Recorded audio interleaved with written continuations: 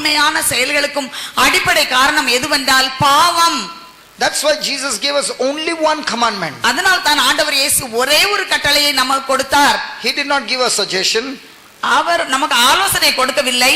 He did not give us an advice. அவர் நமக்கு அறிவுரை கூறவில்லை. He did not give us an option. அவர் நமக்கு தேர்ந்து கொள்ளுங்கள் இதுவா அதுவா என்று நமக்கு கூறவில்லை. He gave us an order. அவர் நமக்கு கட்டளை கொடுத்தார். That we must walk in love just as Jesus has loved us. The same way we got to love one another. நாம் அன்பின் வழியாக நடக்க வேண்டும் என்பதற்காக ஆண்டவர் இயேசு நம்மை எவ்வாறு அன்பு செய்தாரோ அதுபோல நாம் ஒருவர் மற்றவரை அன்பு செய்ய வேண்டும் என்பதற்காக அவர் இந்த ஒரே ஒரு கட்டளையை நமக்கு கொடுத்தார். I think on the first day we learned how to develop this agape love. நம்ம முதல் நாள் இங்க படிச்சோமா எப்படி இந்த நிபந்தனையற்ற அன்பை நாம் வளர்த்துக் கொள்வது என்பது. Did we learn 1 John chapter 2 verse 5? நம்ம 1 யோவான் 2வது அதிகாரம் 5வது வசனத்தை நாம் கற்றுக்கொண்டோமா? உங்ககிட்ட தான். ஆமாவா? ஆமாவா? 1 யோவான் 2:5. Did we learn that? இது படிச்சோமா நம்ம முதல் நாள்? We learned that, right? படிச்சிட்டோம்ல. The problem is we heard it and we forgot it. அதுல பிரச்சனை என்ன தெரியுமா? எல்லாத்துக்கும் காதுல விழுந்துச்சு ஆனா மறந்து போயிட்டோம். And when you forget it, the seed is gone. மறந்து போனோம்னு சொன்னா அந்த விதை இல்ல. The devil is not scared of the Bible. சாத்தானுக்கு பைபிளை கண்டு ஒண்ணும் பயம் கிடையாது. He is not scared of you. உங்களை பார்த்தும் பயம் கிடையாது. If you show him the Bible like this, he is not scared of you. இப்படி பைபிளை தூக்கி சாத்தான்டங்க பாரு அப்படி காட்டினா அவனுக்கு ஒண்ணும் பயம் கிடையாது. He is not scared of this Bible. இந்த பைபிளை பத்தி அவனுக்கு பயம் கிடையாது. But when this word enters your heart, இந்த வார்த்தைகள் உங்கள் இதயத்திற்குள் பதிந்தால், and you start believing, அதை நீங்கள் நம்பினால், the life of God begins to flow out of you. ஆண்டவருடைய வாழ்வானது உங்களில் இருந்து வெளியே அது பாய்ந்து வரும். That's when the devil gets scared of you. அப்போதுதான் சாத்தானுக்கு உங்களை கண்டால் பயம். Only in movies they will show you the person is taking the cross and going like this. சினிமால தான் அப்படி காட்டுவாங்க. You can have the cross in your hand and no word. You will come back with hammering. இப்படி சிலுவை மட்டும் காட்டினா பத்தாது, சிலுவையோடு சேர்ந்து இதயத்துல வார்த்தை இருக்கணும். அப்படி வார்த்தை இல்லைன்னு சொன்னா நம்ம ஓடி வருவோம். Praise God. Here the Lord is saying, when the word abides in you, the love of God is perfected in you. ஆண்டவருடைய வார்த்தை உங்களில் நிலைத்திருந்தால் கடவுளுடைய அன்பு உங்களில் நிறைவாக இருக்கும். So when a person is feeding himself every day continuously with the word of God, ஒரு நபர் தொடர்ச்சியாக ஒவ்வொரு நாளும் இறைவார்த்தையால் தன்னை நிறைத்துக் கொண்டே இருந்தால், renews his mind, அவனுடைய சிந்தனையை புதுப்பித்துக் கொண்டே இருந்தால், and makes a decision to obey that word, எந்த வார்த்தையை வாசிக்கின்றானோ அந்த வார்த்தைக்கு நான் கீழ்ப்படிவேன் என்று முடிவெடுத்தால், even though it is uncomfortable, இது ரொம்ப அசௌகரியமாக அவனுக்கு இருந்தாலும், even though it is painful, அது ரொம்ப வலியை கொடுப்பதாக இருந்தாலும், even though it's troublesome, இது ரொம்ப துன்பத்தை கொடுப்பதாக இருந்தாலும், but still obeys the word, ஆனால் தொடர்ந்து நான் அந்த வார்த்தைக்கு கீழ்ப்படிவேன். Such a person experiences the love of God. அத்தகைய மனிதன் தான் ஆண்டவருடைய அன்பை அனுபவிக்கிற மனிதனாக இருப்பான். So agape love or God kind of love is a choice that you make to obey the word. இந்த கடவுள் கொடுக்கின்ற அந்த நிபந்தனையற்ற அன்பை நாம் அனுபவிக்க வேண்டும் என்றால் அதற்காக நாம் தேர்ந்து கொள்ள வேண்டும். இந்த அன்பை என் வாழ்க்கையில் நான் செயல்படுத்துவேன் என்று தேர்ந்து கொள்ள வேண்டும். This love does not come when a person prays over you. No. தலையில கை வச்சு ஜெபம் பண்ணதும் இந்த அன்பு உங்களுக்கு வந்துராது. Hello. If somebody prays over you and says, let your stomach be full and let you be healthy and your stomach is full, then you don't go to eat food. யாராவது தலையில கை வச்சு நீங்க நல்லா ஆரோக்கியமா இருங்க, உங்க வயிறு நல்லா இப்ப நிறைஞ்சிச்சு, நீங்க சுகமா இருங்க அப்படி ஜெபம் பண்றாங்க. அது உண்மையா நடக்கும்னு சொன்னா நீங்க போய் சாப்பிட வேண்டாமே, தலையில கை வச்சாலே வயிறு நிறைஞ்சிருமே. அப்படி நிறைதா?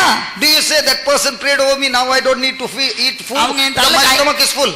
என் தள்ள கை வச்சு ஜெபிச்சிட்டாங்க, வயிறு ஃபுல் ஆயிடுச்சு, இனிமே நான் சாப்பிட வேண்டாம் அப்படி சொல்லுவோமா? Nobody's talking. அப்படி சொல்லுவோமா? So this agape love has to be cultivated just like a farmer cultivates his farm. ஒரு விவசாயி எவ்வாறு நிலத்தை பண்படுத்தி அங்கு பயிரை வளர்க்கின்றானோ அதுபோல இந்த அகாபே லவ் நிபந்தனையற்ற கடவுளின் அன்பு வளர்க்கப்பட வேண்டும். And when you are in agape love, you are not self-centered, you are other-centered. நீங்கள் எப்போது இந்த கடவுளுடைய அன்பில் நிலைத்திருக்கின்றீர்களோ அப்போது உங்களை பற்றி சுயநலம் உள்ளவர்களாக இல்லாமல் பிறர் நலம் பேணுகின்றவர்களாக நீங்கள் மாறிவிடுவீர்கள். Your main intention in life is, how can my life bring benefit to others? எப்போதும் Then it's உங்களுடைய agape love. முக்கிய வாழ்க்கையின் முக்கிய குறிக்கோள் மற்றவர்களுடைய வாழ்க்கையில் நான் எப்படி நலன்களை நன்மைகளை நான் கொண்டு வருவேன் என்ற சிந்தனை உங்களுக்குள் எப்போதும் இருக்குமானால் அதற்கு பெயர்தான் அகாபே லவ் நிபந்தனையற்ற அன்பு. Let me show you an example. நான் உங்களுக்கு ஒரு எடுத்துக்காட்டை கூற விரும்புகின்றேன். The sister here now இந்த சகோதரி இப்போது is teaching the word, is translating the word of God. இந்த மொழிபெயர்த்து கொண்டிருக்கிற கடவுளுடைய வார்த்தையை மொழிபெயர்த்து கொண்டிருக்கின்றார்கள். 10 o'clock 10 money she will go out of Nagarkoil. அவங்க நாகர்கோயில் விட்டு போயிருவாங்க. She will take a cab and go to Trivandrum. அவங்க ஒரு கார் எடுத்துட்டு ட்ரிவாண்ட்ரத்துக்கு போவாங்க. Then she will go to the airport and take a flight to USA. அங்கிருந்து அவங்க ஒரு ஃளைட் எடுத்து அமெரிக்காவுக்கு போயிருவாங்க. So if a person is supposed to take a flight from here to USA, what is she doing here? ஒரு ஆளு ஒரு flight எடுத்து அமெரிக்காவுக்கு போகணும்னு சொன்னா அவங்க என்ன செய்யணும்? ஆனா அவங்க என்ன செஞ்சிட்டு இருக்காங்க இப்போ? Don't tell father. ஃபாதர்ட்ட சொல்லாத. Father has promised her 25,000. Father 25,000 ரூபாய் தாரேன்னு சொல்லியிருக்காங்க. Don't tell him. I told you. சொல்லாதீங்க. Is she here because she is going to get even 1 rupee? அவங்களுக்கு இங்க பணம் கிடைக்கணும் இங்க நின்னுட்டு இருக்காங்க. Then why is she here? எதுக்காக இங்க நின்னுட்டு இருக்காங்க? She could have said, listen man, today I am traveling, I need to take rest. நான் இன்று பிரயாணம் பண்ண வேண்டி இருக்கின்றது, எனவே எனக்கு ஓய்வு எடுக்க வேண்டும் என்று கூறியிருக்கலாம். She could have had every excuse to say, I need some rest. எனக்கு கொஞ்சம் ஓய்வு தேவை என்று ஏதாவது ஒரு காரணத்தை சொல்லி பின்வாங்கி இருக்கலாம். But she's at the same time thinking, if I can translate and that translation can bring so much of benefit to people, I let go of my rest, I let go of everything and I come to serve my God. Not for money, not for anything, but only because I love my Jesus. That's called agape love. நான் இவ்வாறு மொழிபெயர்க்கும் போது அது எத்தனையோ பேருக்கு நன்மையை விளைவிக்குமானால் அதை நான் தேர்ந்து கொள்வேன். எனக்கு ஓய்வு வேண்டாம், வேறு வகையான வேலைகளும் வேண்டாம், இதை நான் ஆண்டவருக்கென்று செய்வேன் என்று தேர்ந்து கொண்டு செய்வதுதான் அகாபே லவ். அது என் ஆண்டவருக்கு நான் செய்கின்ற பணி. அவர் மீது எனக்கு அன்பு இருப்பதால் அவருடைய பணியை நான் நிறைவேற்றி கொண்டிருக்கின்றேன். அத்தகைய அன்பிற்கு பெயர்தான் நிபந்தனையற்ற கடவுளின் அன்பு. It is a decision. அது ஒரு முடிவு. It's a choice. அது ஒரு தேர்ந்து கொள்ளுதல். It's not just a feeling, ah Jesus, Yeshua, Yeshua, Yeshua. And then sister, can you come for the translation? No, I'm going. No, don't call me. Yeshua, Yeshua, Yeshua. That's not love. நம்ம இப்படி சொல்லுவோம், இயேசுவே இயேசுவே, phone எடுத்துட்டு அப்படியே No, Yeshua, then fall down. அப்படி கீழே விழுந்துட்டு அப்புறம் போன் எடுத்துட்டு அப்படியே இப்ப வர வேண்டாம், இயேசுவே இயேசுவே இயேசுவே. அது அல்ல நிபந்தனையற்ற அன்பு. Such kind of emotions give you nothing. அத்தகைய மன எழுச்சிகளும் உணர்ச்சிகளும் ஒன்றுமே நமக்கு தராது. What gives result in your life is when you cultivate to obey the word of God. உங்கள் வாழ்க்கையில் விளைச்சலை கொண்டு வருவது எதுவென்றால் நீங்கள் இறைவார்த்தைக்கு கீழ்ப்படிய வேண்டும். And to obey the word of God so that the benefit will come for others more than you.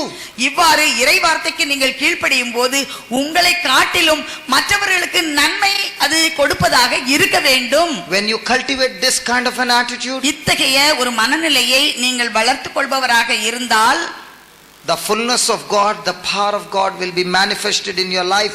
Even if you are going through some crisis, that agape love that you're pouring in somebody's life, the problem in your life will begin to get destroyed. Because Satan cannot work where there is agape love. இப்படிப்பட்ட நிபந்தனையற்ற அன்பை நீங்கள் மற்றவருடைய வாழ்க்கையிலே அவர்கள் நலனுக்காக நீங்கள் செய்ய ஆரம்பிக்கும் போது உங்கள் சொந்த வாழ்க்கையிலே எத்தகைய ஒரு பிரச்சனை உங்களுக்கு வந்தாலும் அல்லது தோல்விகள் வந்தாலும் அங்கே சாத்தான் உங்களை அணுக முடியாது. ஏனென்றால் இந்த நிபந்தனையற்ற கடவுள் காட்டுகின்ற அந்த அன்பு அந்த சாத்தானை வாழ்க்கையில் நுழைய விடாமல் அது தடுத்து விடும். வெற்றி வாழ்க்கையை, நிறை வாழ்வை, ஆண்டவர் அருளுகின்ற அந்த முழுமையான வாழ்வை நமக்கு அது தரும். Hallelujah. Hallelujah. She has got a wonderful gift of translation. இந்த சகோதரிக்கு மொழிபெயர்க்கக்கூடிய ஒரு அற்புதமான ஒரு கொடையை ஆண்டவர் கொடுத்திருக்கிறார். But along with this gift, if she doesn't apply agape love, this gift is useless. இந்த கொடையோடு நிபந்தனையற்ற கடவுளுடைய அன்பை இவர்கள் வாழ்க்கையில் காட்டாவிட்டால், அதன்படி செயல்படாவிட்டால் இந்த கொடைக்கு ஒரு பயனும் இல்லை. Many people have got different gifts of the Holy Spirit. பரிசுத்த ஆவியின் வெவ்வேறு வகையான கொடைகள் ஒவ்வொருவருக்கும் கொடுக்கப்பட்டுள்ளது. But I can use those gifts by coming to your house after praying. Can you put some money? That's not gift of God. அந்த கொடையை நான் You are using the gift to get money. ஒரு வீட்டுக்கு சென்று நான் உங்களுக்காக ஜெபிக்கின்றேன் என்று ஜெபித்து விட்டு இவ்வாறு பைபிளை காட்டி இது உள்ள பணம் வச்சிருங்க அப்படின்னு சொல்லி நம்ம செய்தோம் என்றால் அது பணம் சம்பாதிக்கக்கூடிய ஒரு தொழிலாகிவிடும். அது ஆண்டவருடைய நிபந்தனையற்ற அன்பை நாம் மற்றவருடைய வாழ்க்கையில் பகிர்ந்து கொள்வது இல்லை. When you abuse the gift of God from agape love to fulfill your selfish desires and take money out of it, your life becomes miserable. You are always in lack. No matter what happens, you are always in lack. You can never prosper. Only love has the power to bring prosperity in your life. இவ்வாறு ஆண்டவர் நமக்கு கொடுத்திருக்கின்ற இந்த நிறை அன்பை, நிபந்தனையற்ற அன்பை நம்முடைய சொந்த நலனுக்காக பணம் சம்பாதிக்கும் நோக்கத்தோடு இதை தொழிலாக நாம் செய்வோம் என்றால் அது நம் வாழ்க்கையிலே ஆசீர்வாதத்தை கொண்டு வராது. அது நம்முடைய வாழ்க்கை பரிதாபத்திற்குரியதாக அது மாற்றிவிடும். மேலும் நிறைவற்ற வாழ்க்கையாக எப்போதும் வாழ்க்கையில் குறை இருக்கின்ற, என் வாழ்க்கையில் நிறைவு இல்லை, இன்னும் குறை இருக்கின்றது என்ற மனநிலை உள்ள வாழ்க்கையாகத்தான் அது நம்மை மாற்றிவிடும். ஒரு போதும் ஆண்டவர் கொடுத்திருக்கின்ற இந்த நிபந்தனையற்ற அன்பை மற்றவர்களுடைய வாழ்க்கையிலே நன்மையை கொண்டு வருவதற்கு நாம் பணத்தை வாங்கி கொண்டு செய்யக்கூடாது. அது ஆசீர்வாதத்தை கொண்டு வராது. The more and more you operate in love, the more and more the gifts of God will begin to manifest in your life. எவ்வளவுக்கு அதிகமாக இந்த ஆண்டவருடைய நிபந்தனையற்ற அகாபே லவ் என்று கூறப்படுகின்ற அந்த அன்பிலே நாம் வாழ்ந்து கொண்டிருப்போம் என்றால் பரிசுத்த ஆவியின் கொடைகள் அதிகமாக நம்முடைய வாழ்க்கையிலே வெளிப்பாடுகளாக, தெரிவுகளாக காணப்படும். Now you will be extremely useful in the kingdom of God, that lives will be transformed, people will be blessed, and the kingdom of God will be more and more glorified. The kingdom of God will spread more and more and just keep on multiplying.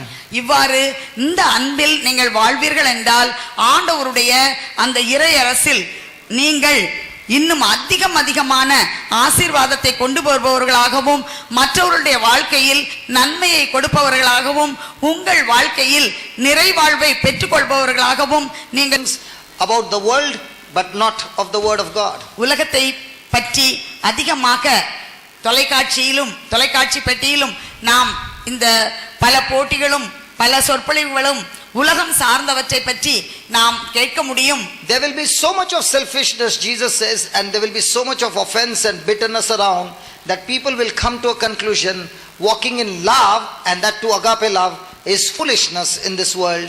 இந்த உலகத்திலே அதிக மன காயங்களும் இன்னும் அதிகமான மன கசப்பும் அதிகமான பகை உணர்ச்சியும் எல்லாம் இந்த உலகத்தில் பெருகி கொண்டே இருக்கும்.